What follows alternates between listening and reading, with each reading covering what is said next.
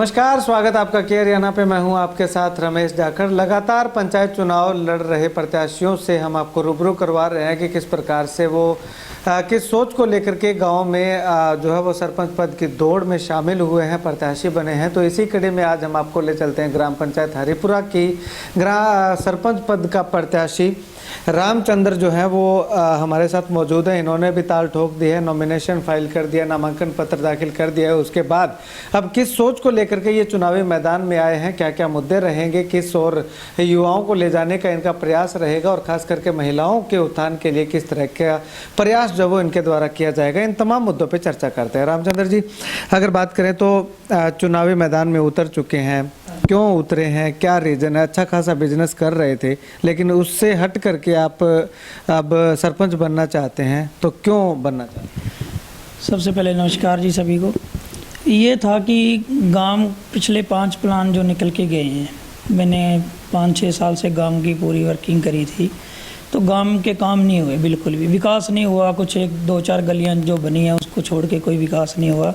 तो हमने ये सोचा है कि गांव के अंदर सबसे पहले तो हमारी यहाँ पे गरीब हरिजन बस्ती है, उसकी रजिस्ट्री करवा के देनी है। उसकी आज तक किसी ने कोई पड़ताल नहीं करी है। उसके बाद में पूरे गांव के अंदर बहुत ज़्यादा चोरियाँ होती है, इधर उधर के दंगे होते हैं, उसके लिए CCTV कैमरे लगवा के देने हैं गाँव के अंदर। उसके बाद में जितने मेरे गाँव के 4 एंट्रियां हैं, चारों एंट्रियों के अंदर मेन गेट लगवा के उनके ऊपर एक चौकीदार जो है वो रहेगा। रात के टाइम 10 बजे से लेकर के सुबह 5 बजे तक वो रात को गेट बंद रहेंगे गांव के। तो बाकी गांव के जोड़ है उनका बिल्कुल भी काम नहीं हुआ, ऐसी गंदगी पड़ी है।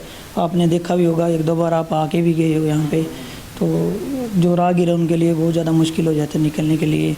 फिर कुछ हमारे नहरों के मुद्दे हैं, जो नहर का पानी गांव के अंदर नहीं आता है, थोड़ा पानी आता है। फिर गांव के अंदर वाटर वर्क्स का जो पानी है वो बहुत ज़्यादा गंदा पानी है, उसके लिए एक RO फिल्टर का जो है वो लगवा के देना वाटर वर्क्स के ऊपर। उसके बाद में हमारे गांव का शमशान घाट है, उसके अंदर इलेक्ट्रॉनिक चिमनी जो है वो लगेगी, जिससे मान लो गरीब जो लोग हैं या आम जन जितने भी है उनको संस्कार के टाइम दिक्कत ना आए किसी चीज़ की। इसके अलावा ये आपने बता दी कि ये समस्याएं हैं, इनका समाधान करवाएंगे। बाकी और जो मूलभूत सुविधाएं हैं, गलियों की आपने बता दी, लेकिन इसके अलावा राशन कार्ड की समस्या है, बुढ़ापा पेंशन की समस्या है, स्कूल में अध्यापकों की कमी है, हॉस्पिटल में जो है वो स्टाफ नहीं है, दवाइयाँ नहीं मिल पाती है। इन सब मुद्दों को लेकर के क्या प्रयास रहे? इन मुद्दों के लिए यही है जी कि जो हमारे गाँव में सरकारी हॉस्पिटल है पहले, उसके अंदर स्टाफ की कमी है और कुछ ऐसी चीज़ें हैं जो यहाँ पे मान लो उनके पास वो सिस्टम ही नहीं है, जो हमें यहाँ से रानियाँ जाना पड़ता है। उसके लिए हमने एक मेन मुद्दा ये रखा हुआ है कि गांव का जो हॉस्पिटल उसको बड़ा करवाएंगे, उसके अंदर प्रॉपर तरीके से डॉक्टर होंगे, एक नाइट ड्यूटी पे होगा, एक दिन में होगा। सबसे बड़ी हमारी यही है। और स्कूल की बात रह गई है, स्कूल के अंदर जितनी भी पुरानी बिल्डिंग है उनको खंडर करवा के नई बिल्डिंग बनवाई जाएगी और 4 दीवारी का जो काम है वो करवाया जाएगा स्कूल की जी। इसके अलावा अगर बात करें तो खेलों पे जो है वो किस तरह का फोकस रहेगा ताकि युवा जो है वो नशे से दूर रहें? नशे को लेकर के क्या? नशे के तो हम पहले ही खिलाफ हैं जी, और नशा तो बिल्कुल ही गांव के अंदर होने ही नहीं देना। जो मैं तो और जो मेरे भाई है जो इलेक्शन लड़ रहे हैं उनको मैं ये अपील करूँगा कि दारू जो है वो गाँव में किसी के घर पर ना दी जाए, दारू का तो मामला ही बंद है।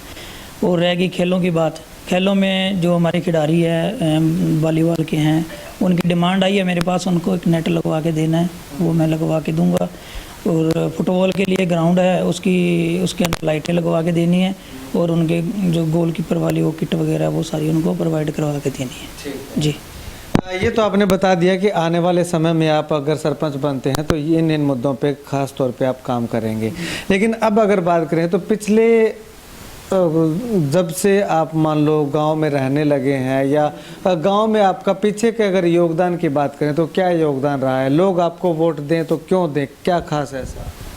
मैंने लॉकडाउन के अंदर मैंने अपनी ये चुनावी दंगल का जो प्रोग्राम बनाया था कि मैंने इलेक्शन लड़ना है। मैं लॉकडाउन में मैंने ये देखा कि लोगों को इतनी ज़्यादा समस्याएं पैदा कर दी थी। जो पिछले सरपंच थे या कोई मेंबर थे, उन्होंने इनका गांव से बाहर जाना मुश्किल कर दिया था। तो इनकी मैंने सहायता करी, गांव वालों को इनके रास्ते निकलवा के दिए। फिर इनके जितनी भी आटे दाल की समस्या थी वो मैंने इनको प्रोवाइड करवा के दी। फिर गांव के अंदर जो भी है छोटे मोटे काम आ जाते हैं, इनको किसी की गाड़ी की ज़रूरत पड़ गई है या कहीं इधर उधर का कोई पुलिस का केस है या इधर उधर आना जाना पड़ता है, तो मैं इनके साथ जाके इनका काम करवा के आता हूँ। ठीक है जी। गांव में साझे तौर पे क्या काम किया? ये तो इनका पर्सनल काम आपने कर दिया, साझे तौर पे अगर बात करें तो किस तरह का सहयोग? साझे तौर पे तो पिछले कई सालों से हम गांव की सेवा करते आ रहे हैं। पहले गांव में हमारे जैसे घर के आगे से ही एक गंदा नाला था, उसको हमने पक्का करवा के दिया पूरे गांव के लिए। फिर पाइप लाइनें डलवा के दी, सीवर लाइन भी डलवा के दी है। अब भी कुछ थोड़े बहुत काम है जो हमने करवाए हैं। जी। अब अगर बात करें तो आप जो हमारे चैनल के माध्यम से आपको देख रहे हैं, सुन रहे हैं, जो दर्शक हैं, उनको क्या मैसेज करना चाहेंगे, क्या अपील करना चाहेंगे? उनको मेरी एक ही अपील है सबसे भाइयों से कि मेरा साथ दें और मेरे को विजयी बनाएं, ताकि मैं आगे के जितने भी काम है वो मैं इनके कर सकूं सबके। जी। ड्रीम प्रोजेक्ट आपका क्या रहने वाला है? ड्रीम प्रोजेक्ट अब यही है जी, मेन मुद्दे गांव के जितने ये सारे पूरे करूंगा मैं।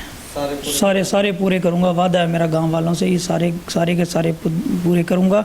सबसे बड़ी बात यही है कि मेरे जो हरिजन बस्ती है, मेरे जो भाई है, उनके रजिस्ट्री का है, वो सबसे बड़ा मुद्दा है, और रजिस्ट्री हम करवा के देंगे। ठीक जी, शुक्रिया बातचीत के लिए। तो यहाँ पे तमाम मुद्दों पे प्रकाश जो है वो रामचंद्र के द्वारा वो डाला गया है, और किस प्रकार से आने वाले समय में किन किन मुद्दों को लेकर के चुनावी मैदान में उतरे हैं, जिनका समाधान जो है वो सरपंच बनने के बाद करेंगे। और सरपंच बनने से पहले इनकी गांव में क्या कुछ भागीदारी रही है वो भी इन्होंने जो है वो विस्तार से बताया है। तो ऐसे में आने वाले समय में तय आप लोगों ने करना है, तय हरिपुरा गाँव के लोगों ने करना है कि आखिर किस सोच के व्यक्ति को सरपंच पद का जो है वो सरपंच पद देना है, सौंपना है, किसको जिताना है, किसको हराना है, वो गांव के लोगों ने तय करना है। लेकिन एक खास तौर पे जो है वो ध्यान रखिएगा कि जो योग्य हो, जो काबिल हो, जो आपके गांव की कमान संभाल सके, उसी प्रत्याशी के हाथ में बागडोर देंगे तो आपको आने वाले समय में पछतावा नहीं करना पड़ेगा। खैर, आप इस वीडियो को लेकर के क्या कुछ कहना चाहेंगे कमेंट सेक्शन में कमेंट करके ज़रूर बताइएगा। कैमरा सहयोगी मुकेश गुदारा के साथ रमेश जाखड़, के हरियाणा।